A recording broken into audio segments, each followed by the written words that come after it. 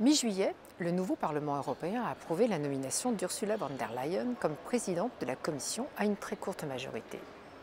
Je salue l'arrivée d'une femme à la tête de l'institution jusqu'alors uniquement dirigée par des hommes. Et je salue également le fait que les États membres ont nommé presque autant d'hommes que femmes au poste de commissaire, puisque le futur collège sera composé de 14 hommes et 13 femmes. C'est du jamais vu et on s'en félicite. Après, au-delà de cette image positive, selon moi, le plus important en termes d'égalité femmes-hommes reste ce qui sera effectivement réalisé au cours des 5 années qui viennent. Et surtout, cela n'est pas le solde de tout compte de cette commission qui va devoir relever un défi sans précédent d'un point de vue démocratique, social et écologique. C'est pourquoi nous voulons des garanties de programme et d'action. Que nous promet ce nouveau collège?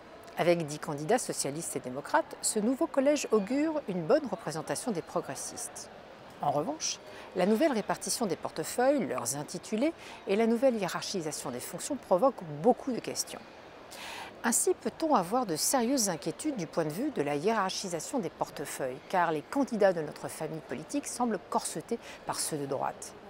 Par exemple, Frans Timmermans sera le vice-président exécutif pour un Green New Deal. Cela, c'est la bonne nouvelle. Malheureusement, il est flanqué du vice-président exécutif en charge d'une économie au service des personnes, Valdis Dombrovskis, qui garde les cordons de la bourse pour mettre en route les investissements durables nécessaires à l'enjeu climatique. On peut alors s'interroger aussi sur la marge de manœuvre des commissaires à l'emploi, aux affaires économiques, à la cohésion et aux réformes, tous sociodémocrates et en charge de sujets prioritaires, mais qui semblent encerclés par l'orthodoxie de droite. Dans les intitulés des portefeuilles, les termes social, culture, recherche ont également disparu du radar. Une commissaire va s'occuper de démocratie et de démographie. La politique de cohésion et les réformes sont liées, sans qu'on sache si les fonds de la première vont dépendre des réformes de la seconde. Avouez que ça interroge. Mais le plus inquiétant à mes yeux est l'intitulé du portefeuille attribué au candidat grec, M. Skinas. Protéger notre mode de vie européen.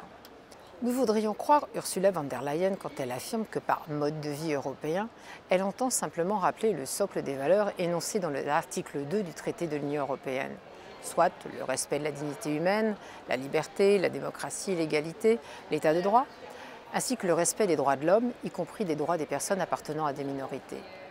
Qu'il s'agirait donc seulement de continuer à promouvoir une société caractérisée par le pluralisme, la non-discrimination, la tolérance, la justice, la solidarité et l'égalité entre les femmes et les hommes. Sauf que valeurs fondamentales et modes de vie ne sont pas deux notions interchangeables. La réalité réside dans la description de ce portefeuille, qui en fait est consacré aux questions de migration, d'asile, de sécurité, de protection des frontières, ce qui donne l'image d'une Europe défensive, fébrile et assiégée, occupée à se protéger de ses ennemis extérieurs. De là à faire le lien avec le fait que les migrants menacent notre mode de vie européen, il n'y avait qu'un pas que les populistes et que l'extrême droite ont franchi en applaudissant à la victoire de leur thèse. Cet intitulé doit donc changer. Et puisque j'en étais aux populistes, je trouve non soutenable la nomination du candidat hongrois au portefeuille du voisinage et de l'élargissement. Ce qui équivaudrait à confier à un ancien ministre de la Justice de Viktor Orban, qui a bafoué l'état de droit chez lui, le soin de s'assurer que les pays candidats à l'adhésion remplissent les critères démocratiques de l'Union. Les commissaires seront auditionnés devant les différentes commissions parlementaires à la fin du mois. Vous pouvez compter sur les membres de la délégation de la gauche sociale et écologiste pour évaluer avec exigence la qualité de leur candidature, les explications et pour voter en toute vigilance.